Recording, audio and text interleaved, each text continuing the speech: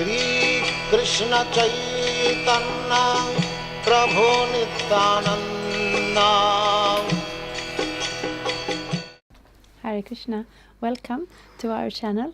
Bhagavad-gita, here it is, because we are reading Bhagavad-gita as it is. Translation and commentary by His Divine Grace A.C. Bhaktivedanta Swami Prabhupada, and my name is Labangala Tika. We are getting closer to the end of the 5th chapter, Karma Yoga, and I am starting from text 26 today. Kama krodha vimuktanang yatinam yatachetasam abhito brahmanirvanang vartate viditatmanam. Those who are free from anger and all material desires, who are self-realized, self-disciplined, and constantly endeavoring for perfection, are assured of liberation in the Supreme in the very near future. In the very near future. That's pretty good. Purport: of the saintly persons who are constantly engaged in striving towards salvation, one who is in Krishna consciousness is the best of all. Bhagavatam 4.22-39 confirms this fact as follows. Yad pada pankaja pala savila sabhaktya karamashayangiratitam udgirathayanti santa tadvanarikta matayo yattayo piruddha shroto ganastam maranang bhadya vasudevam.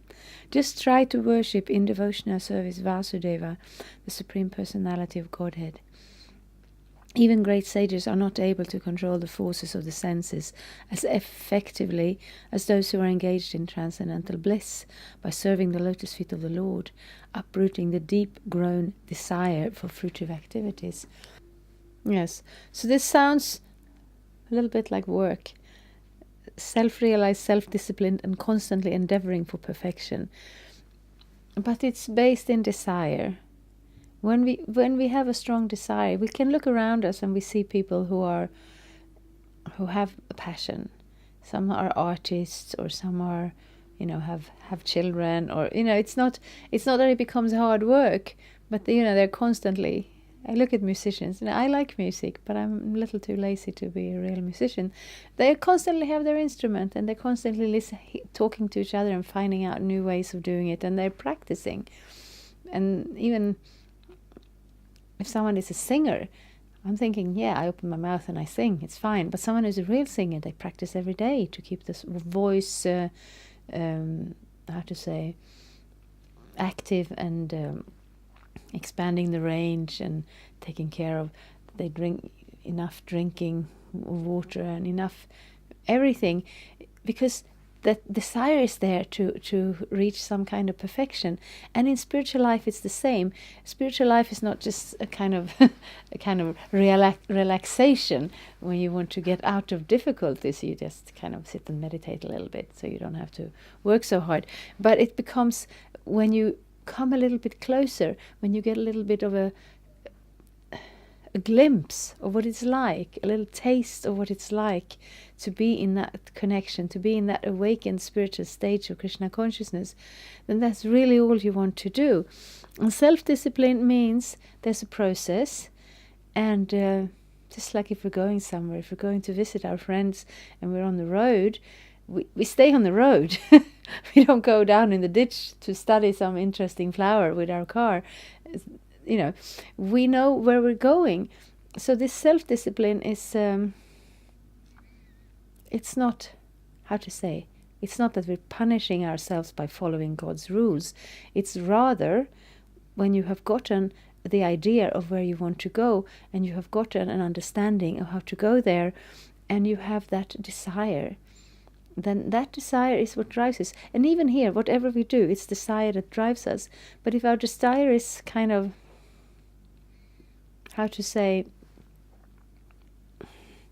not so clear, because we hear about that when we hear a little bit about psychology. We hear about the subconscious, and people who destroy their whole lives because they just somehow happened to become a drug addict, or they just happened to have sex with someone except they were not married to, and their whole life is breaks down, and it just happens. It doesn't just happen. Things don't just happen. They are based on what we want to do.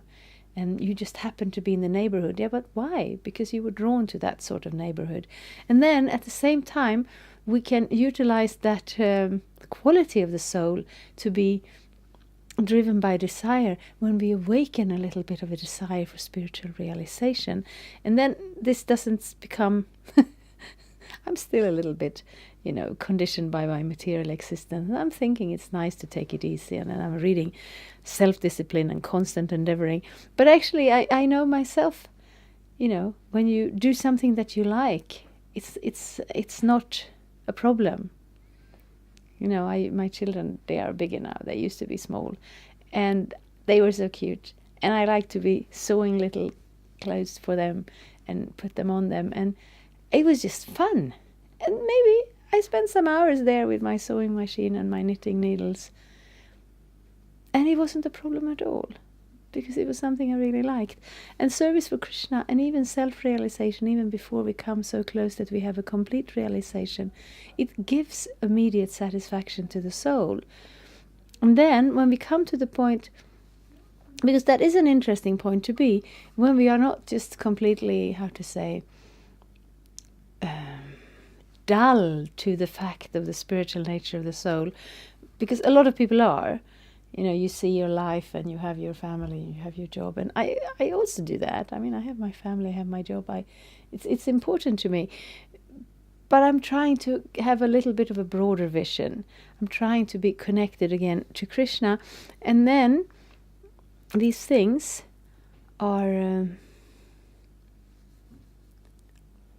what I wanted to say is, when you're not just fully absorbed in the material conditioned consciousness, and when you haven't fully realized your spiritual nature in relationship to Krishna, then some of it is a little theoretical, but it's also very interesting, because you hear more and you learn more, and it becomes something you would really want to be able to have first-hand experience from. And therefore, I see that I have friends who are so absorbed, so happy about Krishna consciousness, and so serious and sincere about applying it in their lives. And that's the example I also want to take, because it is a happy process, it is a good process, but it's not good to be too lazy about it. Of the saintly persons who are constantly engaged in striving towards salvation, I read this, yes. In the conditioned soul, the desire to enjoy the fruitive results of work is so deep-rooted that it is very difficult even for the great sages to control such desires despite great endeavors. A devotee of the Lord, constantly engaged in devotional service and Krishna consciousness, perfect in self-realization, very quickly attains liberation in the Supreme. Owing to his complete knowledge in self-realization, he always remains in trance. To cite an analogous example of this, Darshana jnana sangsparsher matsya kurma vihangamaha svanyapatyani pushnanti tathaham api padmaja. By vision, by meditation, and by touch only do the fish, the tortoise, and the birds maintain their offspring. Similarly do I also, O Padmaja.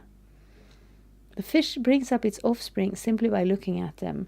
The tortoise brings up its offspring simply by meditation. The eggs of the tortoise are laid on land, and the tortoise meditate on the eggs while in the water.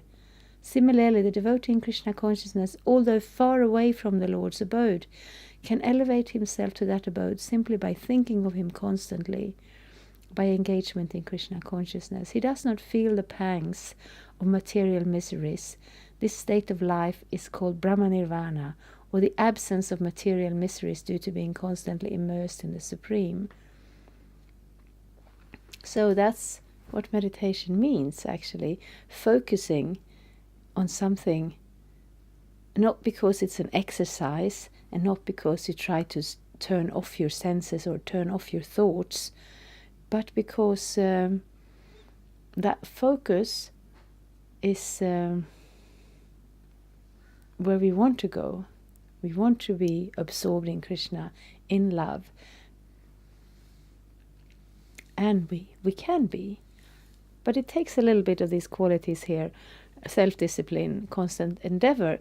Because if we don't endeavor, then the nature of this body, the nature of this world, the nature of this time will seep in again.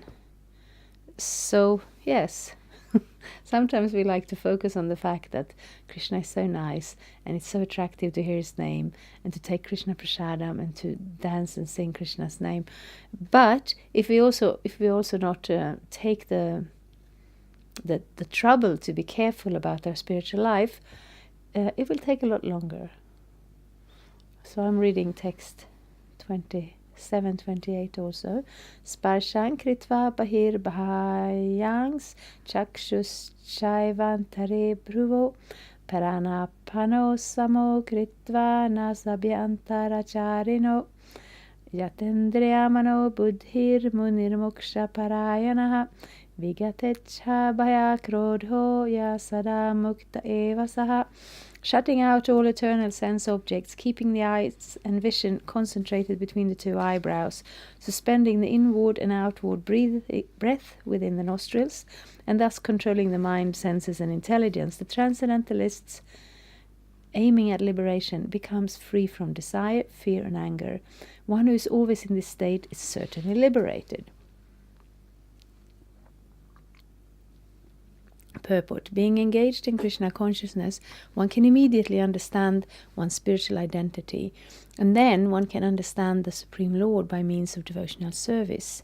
When one is well situated in devotional service, one comes to the transcendental position, qualified to feel the presence of the Lord in the sphere of one's activity.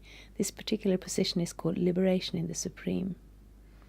After explaining the above principles of liberation in the Supreme, the Lord gives instruction to Arjuna as to how one can come to that position by the practice of the mysticism or yoga known as Ashtanga Yoga, which is divisible into an eightfold procedure called Yama, Niyama, Asana, Pranayam, Pratyahara, Dharana, Dhyana, and Samadhi. In the 6th chapter, the subject of yoga is explicitly detailed, and at the end of the 5th, it is only preliminarily explained. One has to drive out the sense objects such as sound, touch, form, taste, and smell by the pratyahara process in yoga, and then keep the vision of the eyes between the two eyebrows and concentrate on the tip of the nose with half-closed lids.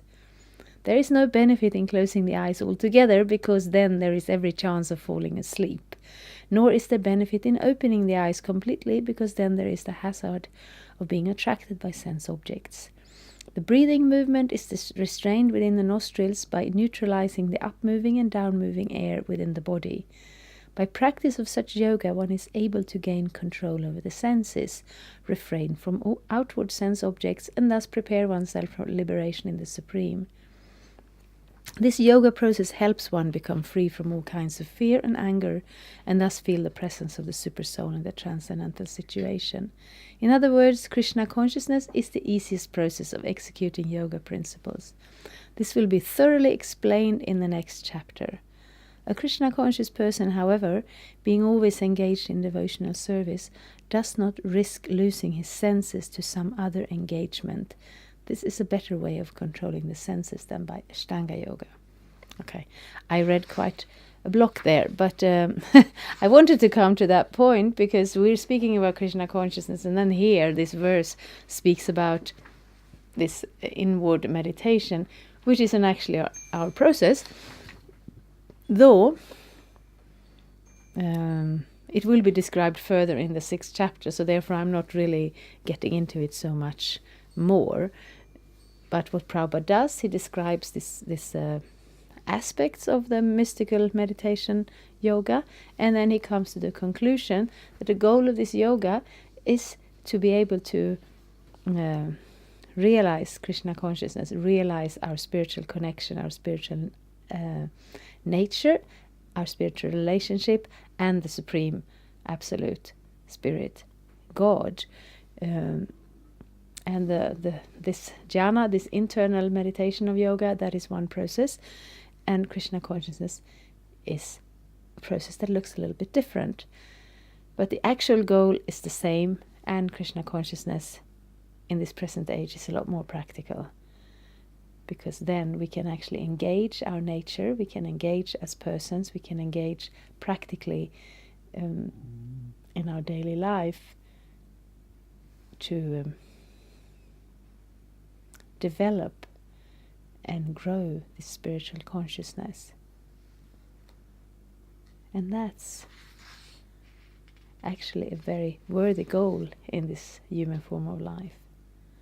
Thank you very much. Hare Krishna.